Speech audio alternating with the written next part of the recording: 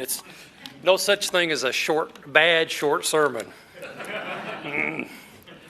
As Mark said, I'm not a pastor. I'm not a public speaker. In fact, I'm scared to death.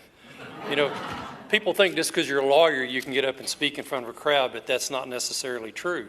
You know, this is not my forum. My forum, like Chris, is a courtroom. You know, we know what we're doing when we're in a courtroom, but this is different. So just thank you for inviting me, and Karen and I have driven down, and we are very fortunate to be here today. We're looking for a wife for our grandson. So Reagan, he gets mad at us when I say that, but he played football at Rice, and he was working as an investment banker here in Houston, and we're very proud of him. He's our oldest grandson, and he's a good kid. So turn in your Bibles to Mark. We're going to look at several verses there in Mark this morning. And as you turn there, I'd like to say I did go to the Philippines in 2019 with Pastor Mark. If I mess up and call him Ernest, forgive me. He introduced himself as Ernest the first time that I met him, and I just always called him Ernest. And then when we went to the Philippines, everybody called him Pastor Mark and Madam Ann, and I get confused sometimes, so I still call him Ernest. But, you know, we flew to Manila, and that was quite an experience, flying through Manila. Got on another plane and flew to Iloilo. This lady told me she's from Ilo. We attended the First Baptist Church there in Dawn, and we sang that song that y'all did today that was written by one of our other board members, RJ, who lives out in San Diego. He actually wrote that song, and we got to sing it there at that church. And then I got to ride the pump boat over to Guimaras, and we got to eat the mangoes. We got the real experience, and I loved it very much, and look forward to going back to the Philippines. But one of the things that impressed me the most was the young pastors that we met that are the volunteers with GraceDrive. Those guys, they give of their own time and their own money. They leave their families to go to the disasters that happen there in the Philippines, to minister there in the Philippines, when they're called upon. You know, they cut the grass and the weeds there at Shepherdsville. Anything that they're called on, of their own expense, they go and they participate. I tell you, I learned to love those guys, Paul and Michael and Jerry and Jez and all of them. The future is bright for the Philippines through those young pastors. Mark chapter 1. Beginning with verse 1, it says, the beginning of the gospel of Jesus Christ, the Son of God. You know, here Mark was writing to the Gentiles. That was his audience.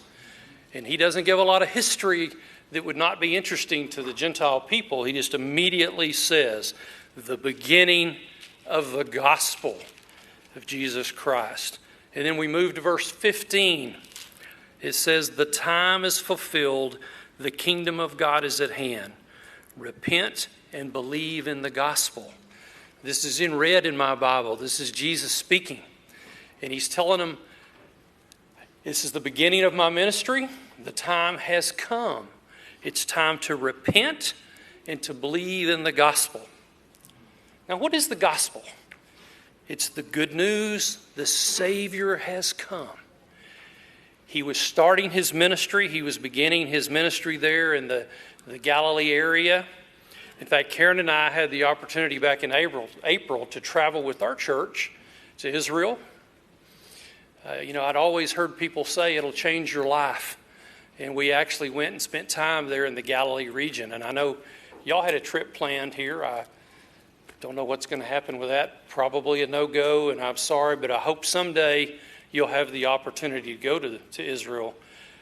It makes the Bible come alive. And people had told me that, and I'm like, it can't make that much difference. But when you see the places that you read about in the Bible, it truly makes it come alive. And so Jesus began his ministry there around the Sea of Galilee. He spent most of the 3 years ministering there along that beautiful lake. And when you see it, words can't describe the beauty of it all. Verse 16 here in the first chapter of Mark said he was going along the Sea of Galilee, and he saw Simon and Andrew the brother of Simon, casting a net in the sea, and as they were fishermen, Jesus said to them, "Follow me. I'll make you become fishers of men." And they immediately left their nets and they followed him. Going a little further, he saw James, the son of Zebedee, and John, his brother, who were also in a boat mending their nets. And what did they do? Immediately, he called them. They left their father Zebedee in the boat and the hired servants, and they went away and followed him. What's so interesting about that is how did they respond, all of them? Immediately. Immediately. And Mark uses that word over and over here in the first chapter of Mark, of how they immediately left what they were doing and they followed him.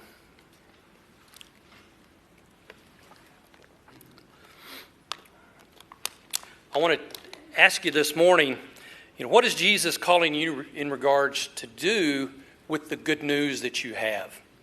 As we look at some additional verses here, as we move on through this first chapter, I want you to think to yourself, what's God calling me to do with the gospel message? There in verse 21, and they went to Capernaum, and immediately on the Sabbath he entered the synagogue, and he began to preach. And they were all amazed at his teaching, and as one that had authority, and not as the scribes.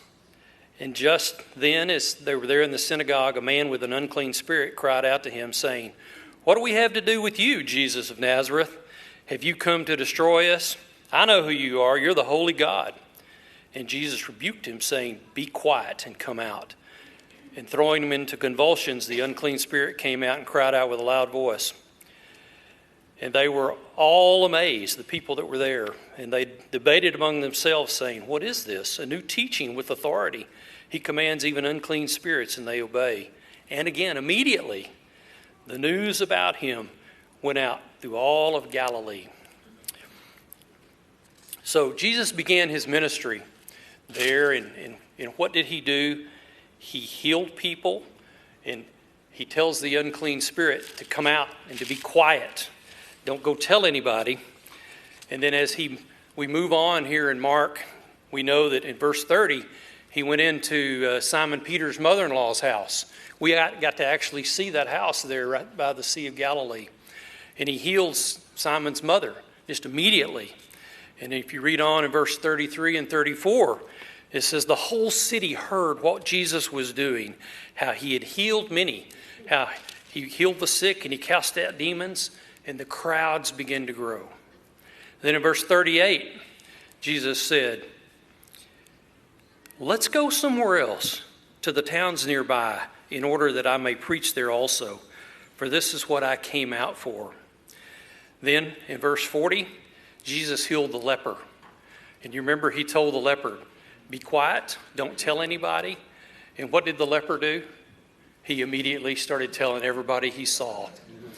Isn't that the way it is? When Jesus does something for you, you can't keep quiet. You want to share the good news. We need to be that way. With what God has done for us, we need to be willing to share the good news with everybody we meet. Your pastor, he's a rascal.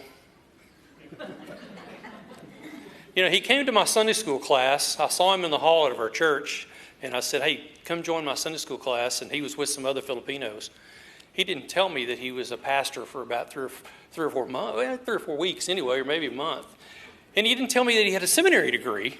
Here I am trying to teach a Sunday school class to a seminary professor, and he didn't tell me that. And so we really loved having he and Ann there in Lubbock. They're great people. Jesus, after he healed the leper, the crowds kept growing and growing, and he said, "Let's go somewhere else so that we can minister to the other places." All of these examples of Jesus and his ministry, he went and he met people where they were. He met their needs both physically and spiritually. He never asked for any money or anything in return, any kind of reward. He just simply demonstrated compassion and love for people who needed it. And people flocked to him. They recognized the genuine love when they saw it. Now, don't people recognize that same love when they see it today? You know, this is what I think can be explained as a missionary mentality. Everywhere we go, we should be using these same characteristics of sharing love and compassion with the people we come into contact with. I want to give you some personal examples that I've experienced. Forgive me, I'm not a public speaker, and so my mouth is really dry for some. It has to be this humidity down here in Houston. You know, where we live in Lubbock, it never rains, and so it's like the desert. But I want to share some examples of things that I've had the privilege of experience over the years. Several years ago, in the early 1990s, one of our pastors invited me to join him in a mission trip to Mexico. He was going to take with him 20 high school students. And he said, "Brad, I need you to go with me." And I said, "No, I don't even like kids. You know, I have 3 beautiful daughters, and I certainly don't like boys." And he said, "Oh, I need you to go with me." And I reluctantly said, "Okay, I'll go with you." So we crossed the border there in Mexico at Eagle Pass, Texas, a place called Piedras Negras. And of course, when you travel to Mexico, you never know what's going to happen. And certainly we didn't have all the papers we needed in order to get across the border and to go beyond the 15-mile free trade zone. And so we became delayed there at the border. Well, it was a Sunday afternoon, and so we were stuck at the border. And so we thought, well, we'll find a church to attend. And so we wandered around town, and the Lord led us to a little church. And so we went in and we asked the people there, "Can we minister with y'all today?" And they said, "Sure." I said, "Well, our kids have prepared a little drama. Can we do the drama?" And they said, "Sure, you can do the drama." So our kids performed. And then we said, "Well, do y'all mind if we fix a meal for y'all here this Sunday evening?" They said, "It'll be great." So we fixed a meal for them and fed the church. And well, it was cold when we went at that particular time. And so we asked them, we said, "Do you mind if we spend the night, we brought our sleeping bags, and just sleep here in y'all's church?" And they said, "No." Oh, it shocked us. No. They said, "No, you're going to go home with us." And so they divided us into groups, and they actually took us into their homes. But even beyond that, when the family that I went to their house, me and my little group, those people gave up their beds, and they slept on the floor, and they allowed us to sleep in their beds.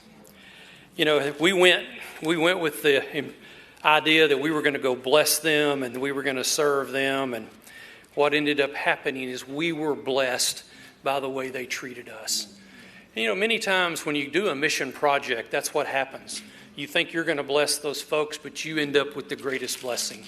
And that particular event made such an impact on my life that I never forgot it, about how they were willing to sacrifice for us. And it just made a huge impression. Well, we started doing an annual trip to Mexico. And we started going to the Copper Canyon area, working with the Tarahumara Indians. That's down in the state of Chihuahua. And it takes several days to drive there from Lubbock. And the Indians there live in caves. You know, I tell people that, and they're like, "Oh, that's not true." Yes, they do. They actually live in caves and in log cabins.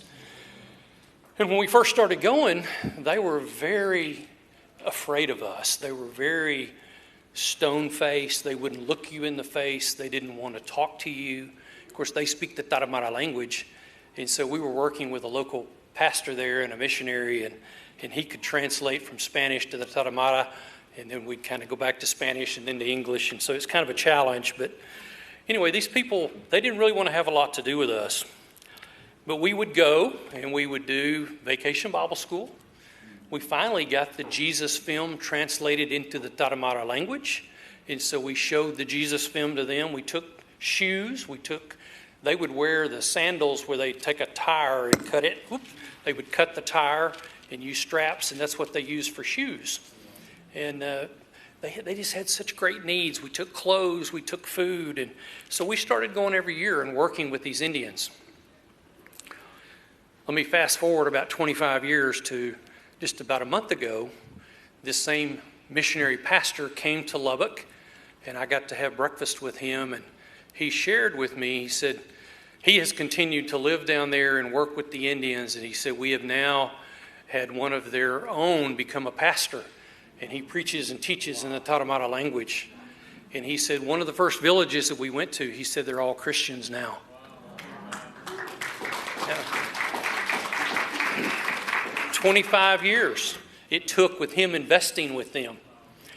But it started with us going where they were and meeting their physical needs, kind of like Jesus would do when he went out and started his ministry.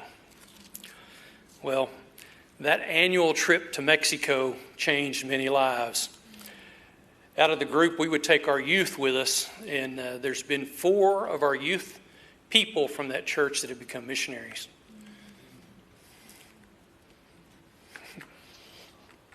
One of them's my daughter.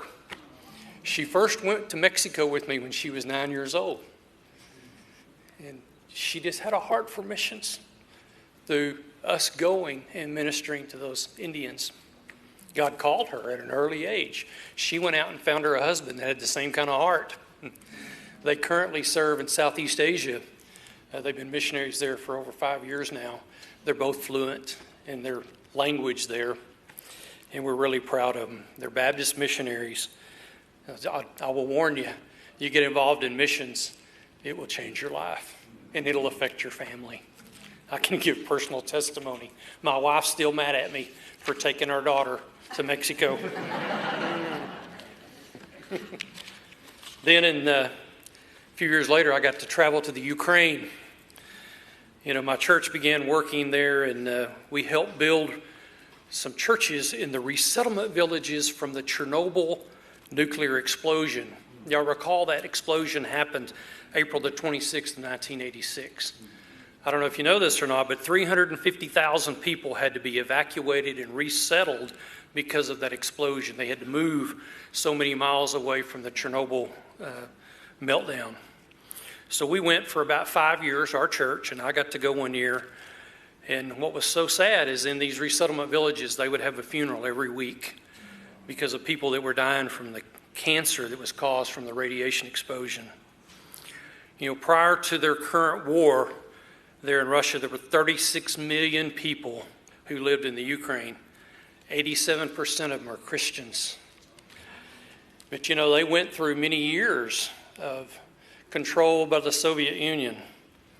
And one experience we had there, we actually got to go into a little house church where this lady led a group of believers there in the house church for over 30 years. And she said, we prayed and prayed and prayed every week that the Iron Curtain would fall and we would get our freedoms in the Ukraine.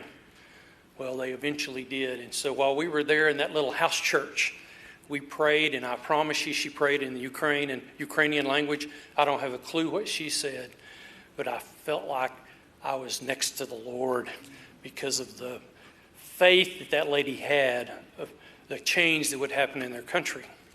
And we need to remember those people there in the Ukraine as they are suffering mightily today. We need to pray for them and hold them up that the Lord would intervene.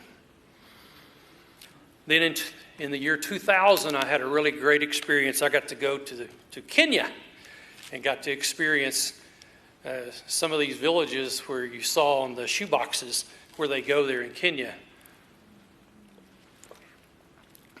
We went with a mission team and worked in the area of Mombasa and Malindi, which is over on the Indian Ocean. And while we were there, it was an evangelistic trip. We got to start 5 new churches. We had a vision ministry where we actually could take a little device, it's called a focometer, and we can test people's eyes. And we could put together prescription glasses for them. And so we got to go into all the schools there in that particular area and witness and minister to the school children. And we could freely evangelize, of course, there in Kenya. And so my particular group, I was involved in going out and visiting in the villages. I would walk through the bush, as they called it, every day. And I would walk anywhere from 5 to 10 miles a day with my 2 Kenyan guides would go with me. And so we would just go along, and every time we'd meet somebody, we would stop or we would go up to a village. And it would go something kind of like this. We'd walk up to a hut, and my Kenyan pastors would go, "Unga, lumumba, lumumba, lumumba." I don't have a clue what they were saying, but then they would say to me, "Okay, we can share now." And so we would walk into the village, and at that time I was in my 40s, and I was a kind of a big fat guy, like I am now. And a lot of those people had never seen an old 40-year-old white male. The average life expectancy for a male back then was 40 years old there in that particular area of Kenya. And so I was an old man at age 40. So they would give me the very best seat in the house. Well, it was usually a stump. And so I would sit down on that stump and I began to share a presentation that we had memorized. And it went something kind of like this. My name is Brad Pettit. I have come from America to share something very important with you. I have come as a representative of the great Creator God and His Son. He's the creator of the heavens and the earth, the hills and the trees, the water and the corn of your fields. He created the first man and the first woman.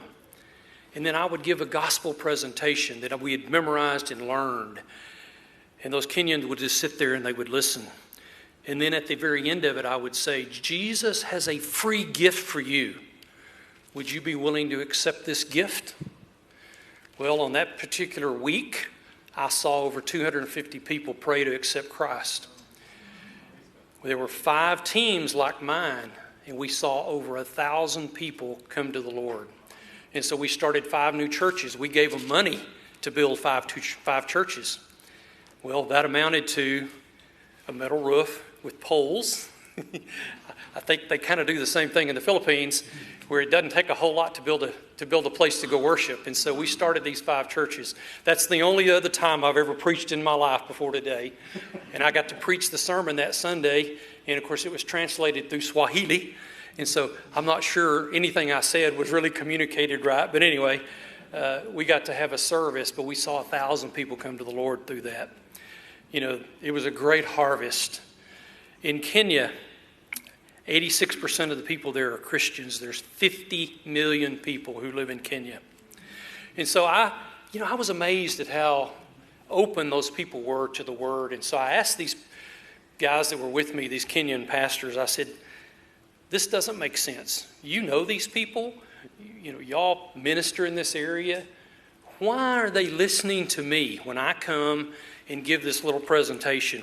Why have we seen the success? Why have we seen this harvest? And they said, because you came. And isn't that what has to happen? You have to come, you have to go, you have to be willing. And the fact that this old white, bald-headed, gray-headed guy would come, they would listen to me where they wouldn't listen to these Kenyan pastors, but they would listen because I came. And man, that just really struck a chord. Well, in 2004, I had the opportunity to go to the Kingdom of Morocco in northern Africa. You know, there they speak Arabic, French, and Spanish. The religion, 99.6% Islamic. They're Muslims. 0.01% is Christians. And so we had to go, of course, as an NGO, a non-government organization, kind of like GraceDrive. We went and we did our vision clinic. They let us go into the schools. We actually got to go to the Berber people who live in the Rif Mountains. We traveled by 4-wheel drive vehicles and got up into the mountains, and we slept on the ground in our sleeping bags, and we tested the eyes of the kids and got to give them glasses. They sent a government official with us, and he watched us everywhere we went to make sure we weren't evangelizing the people. But we planted seeds. It was so interesting to me. We got up into these villages, and that's the same villages who just last September, they were having the horrible earthquakes, killed hundreds and hundreds of people. That same area that we got to go to in 2004. But it was amazing to me. We get up there, there's no electricity, but they all had cell phones. I still don't know how they do that, but they all had cell phones. But it was so interesting. While we were there, it came a big rain, and so the vehicles weren't able to get up there to get us, to bring us down off these mountains. So we had to walk down. So we packed all of our stuff on donkeys, and we went down the trail on the donkeys. And we came upon a shepherd who was out with his sheep, kind of in an olive area where there were some olive trees. And I felt like I'd stepped back into the Bible, 2,000 years before, walking down this mountain, seeing this shepherd there with his sheep. The Moroccans think of Americans by what they've learned from the movies and from Hollywood. That's kind of scary, isn't it? So we didn't see a lot of success, but we planted seeds. And that's, we'll let someone else come for the harvest, and we'll see what comes of that. Then finally, for the last 5 years, Karen and I have been traveling to the Socialist Republic of Vietnam. And some of y'all from the Philippines, y'all know Vietnam's not too far from you. There's 100 million people who live in Vietnam. We've been going to the city of Saigon, currently now known, of course, as Ho Chi Minh City.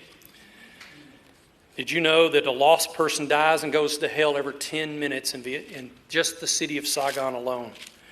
That's 144 people a day that die and go to hell. 52,560 a year that die and go to hell, just in Saigon alone. 74% of the population there have no religion.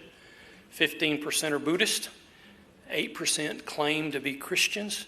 Most of these are Catholic/ancestral worshipers. But I'll tell you, the fields are really white there in Vietnam. Vietnam there, in particular in Saigon, there's a lot of universities. And so all the young people from the country come to Vietnam and come there to Saigon so that they can get their education, and they all want to learn to speak English. Because they know if they can speak English, they can get a better job. It gives them a chance to go to Australia, to Japan, the Philippines, or maybe if they can speak well enough to even get to come to the United States.